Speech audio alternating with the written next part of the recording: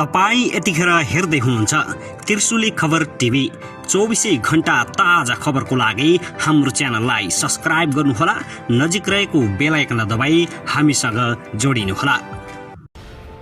चितवन भरतपुरमा लाल पूर्जा बाँड्दै प्रचण्डले भने, पहिला प्रचण्डको छोरी भन्थे, अहिले रेणुको बुबा भन्छन्। मलाई रेणुको बुबा प्रचण्ड भनेर चिन्न थाले, म खुसी छु।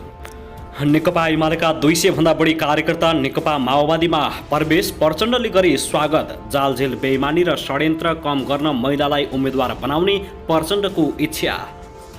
गठबन्धनको सरकारलाई गाली गर्दै एमाले अध्यक्ष केपी शर्मा ओलीले भने, प्रहरी भाइहरूले झुक्केर ताली हान्नुहोला नि फेरि, अहिले देशमा लगानीको कुनै सम्भावना छैन। ओलीले भने, यो सरकार रहिरहे देश बर्बादतिर धकेलिन्छ, यसलाई छिट्टै बिदा गर्नुपर्छ। भ्यू टावरको विरोध गर्नेलाई ओलीको जवाफ, यिनीहरूले भीमसेन थापालाई पनि मूर्ख भन्छन्। ओलीको टिप्पणी, भ्यू टावरको विरोध गर्नेले भीमसेन थापालाई किन मूर्ख भन्न सक्दैनन्? सबैका लागि गुणस्तरीय एवं जीवन उपयोगी शिक्षाको व्यवस्था हुनुपर्ने ओलीको भनाइ। भरतपुरको मेयरमा दाबी बलियो बनाउँदै नेपाली काङ्ग्रेस र नेकपा माओवादीलाई निकै ठुलो दबाव। कैलालीमा ओडा समय तालमेल गर्ने गठबन्धनको तयारी, निर्णय भनी पर्सि आउने। स्थानीय तहको निर्वाचनमा नेकपा एमालेलाई निकै ठुलो झड्का लाग्ने। र शान्ति मिसनमा नेपाली सेना 1,40,000 भन्दा बढी सहभागी, 72 जनाले गुमाए, विदेशी भूमिमा ज्यान। शान्ति सेनामा जान पनि त्यति सुखो छैन। अब हेर्नुहोस् पुरा समाचार।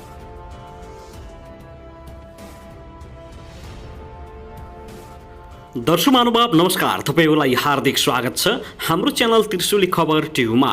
यदि हाम्रो च्यानललाई अहिलेसम्म सब्स्क्राइब गर्नुभएको छैन भने सब्स्क्राइब गरी नजिक रहेको बेल आइकन दबाई हामीसँग जोडिनुहोला। दर्शक फेरि पनि हामी तपाईहरुमाझ अत्यन्तै महत्त्वपूर्ण खबरका साथ उपस्थित भइसकेका छौं। यो भिडियोलाई अन्तिमसम्म हेरी हामीले साथ दिनुहोला। दर्शकबिन हाम्रो मेहनतको लागि एउटा सानो लाइक गर्न पनि नभुल्नुहोला। कहाँदेखि हेर्दै हुनुहुन्छ, के भन्न चाहनुहुन्छ, तपाईको मनमा लागेका प्रतिक्रिया अवश्य पनि कमेन्ट गर्न नभुल्नुहोला। दर्शकबिन स्थानीय तहको निर्वाचन आइसके नेकपा एमालेका अध्यक्ष केपी शर्मा ओली झनै आक्रामक शैलीमा प्रस्तुत हुन थालेका छन्। आज मात्रै काठमाडौँमा एक कार्यक्रममा एमाले अध्यक्ष केपी शर्मा ओलीले यो सरकार फत्रक्कै कुहिएर भैमा झरोस्, यसलाई छिट्टै बिदा गर्नुपर्छ भन्दै अभिव्यक्ति दिएका छन्। उनले अपशब्द बाहेक सबै शब्दहरू बोल्न भ्याएका छन्। नेपाली राजनीतिका शीर्ष नेता र प्रधानमन्त्री भइसकेका व्यक्तिले यस्तो अभिव्यक्ति दिँदा आम जनमानसहरू कसरी राम्रो मान्छे भन्ने, यो विषयले नेपाली राजनीति निकै घटिया स्तरमा पुगिसकेको देख्न सकिन्छ। मुखीमा आएभरिको गाली गलोज गर्न भइरहेका छन्। तपाईको मनमा लागेका प्रतिक्रिया अवश्य पनि कमेन्ट गर्न नभुल्नुहोला। दर्शक महानुभाव आउनुहोस् अब पहिलो खबरतर्फ लागौं। नेकपा माओवादी केन्द्रका अध्यक्ष पुष्पकमल दाहाल प्रचण्डले आफ्नै छोरी रेणु दाहालले भरतपुर महानगरपालिकामा गरेको कामको खुलेर प्रशंसा गरेका छन्। बुधबार भरतपुरको आँपटारीमा भूमिहीनलाई लाल पूर्जा बाँड्दै प्रचण्डले आफू चितवनमा रेणुको बुबाको रूपमा चिनिन थालेको बताएका छन्। युद्धकालदेखि राजनीतिमा रेणुको आफ्नै त्याग तपस्या थियो, तर 2074 सालको निर्वाचनमा रेणु चितवन आउँदा उनको परिचय प्रचण्डको छोरी भन्ने थियो। प्रचण्डले भने, अहिले आउँदा प्रचण्डको छोरी होइन, रेणुको बुबा प्रचण्ड भएको छ। उनले महिलाहरूले चाहेमा धेरै गर्न सक्छन् भन्ने पुष्टि भएको भन्दै आउने स्थानीय चुनावमा धेरै ठाउँमा महिलालाई पालिका प्रमुख बनाउने विचार गरेको उनको भनाइ छ।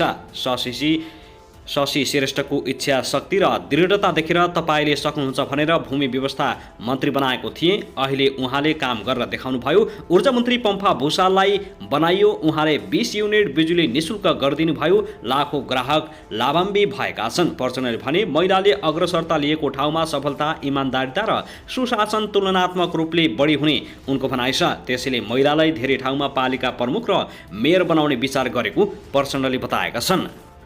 साथै नेकपा एमाले निकट युवा संघका भरतपुर महानगरपालिका उपाध्यक्ष भरत खड्कीको नेतृत्वमा 200 जना युवाहरू नेकपा माओवादी केन्द्रमा प्रवेश गरेका छन्। युवाहरूको समूह र सहयात्री आमा समूहका महिलाहरू बुधबार नेकपा माओवादी केन्द्रका अध्यक्ष पुष्पकमल दाहाल प्रचण्डले पार्टी प्रवेश गराएका छन्।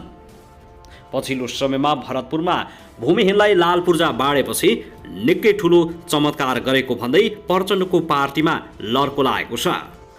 त्यसगरी यता भने प्रमुख प्रतिपक्षी दल नेकपा एमालेका अध्यक्ष केपी शर्मा ओलीले वर्तमान सरकार रहिरहेमा देश बर्बादतिर धकेलिने दावी गरेका छन्।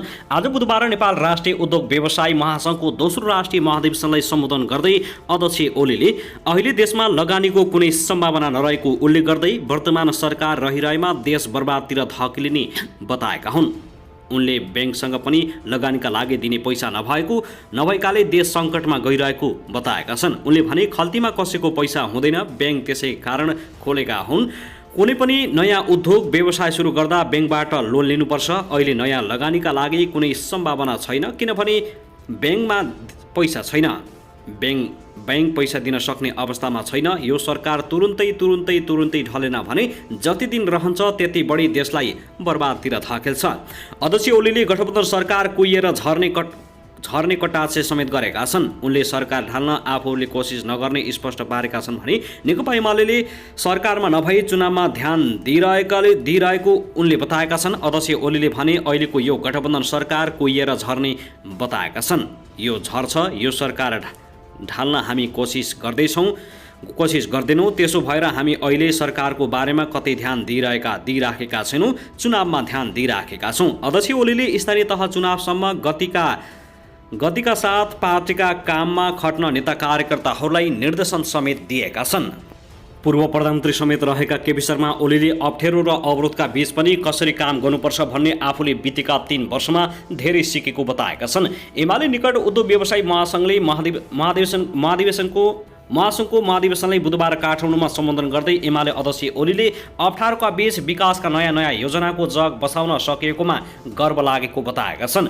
ओलीले भने हामी अहिले केही समय सरकार बाहिर छौँ, त्यो बेला पनि काम गर्न आफ्नैले कहाँ दिएका हुन् र एकातिर प्रचण्ड, अर्कोतिर माधव नेपाल अनि अर्कोतिर झलनाथ।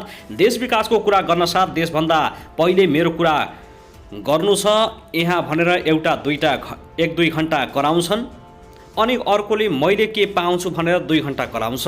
यस्तो अवरोधका बीच पनि कसरी विकासको काम अगाडि बढाइयो होला।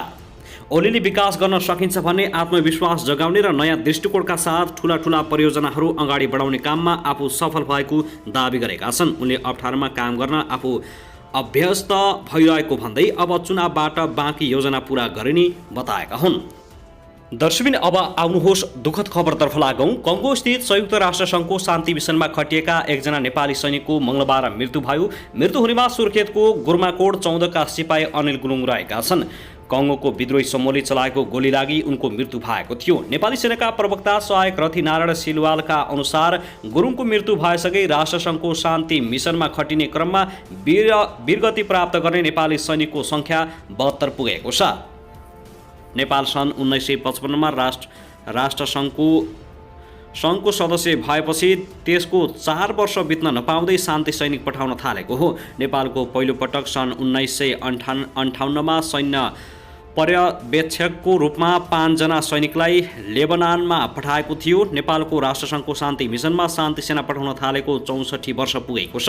यो अवधिमा 1,40,202 जना नेपाली शान्ति सैनिक राष्ट्रसङ्घीय मिसनमा खटिएका छन्, जसमध्ये 72 जनाको शान्ति स्थापनाका क्रममा ज्यान गएको छ। नेपालले हालसम्म राष्ट्रसङ्घका 43 वटा मिसनमा आफ्ना सैनिक पठाइसकेको छ। अहिले राष्ट्रसङ्घको शान्ति मिसनमा सबैभन्दा बढी सैनिक पठाउने राष्ट्रको सूचीमा नेपाल दोस्रो नम्बरमा रहेको सेनाले जनाएको छ।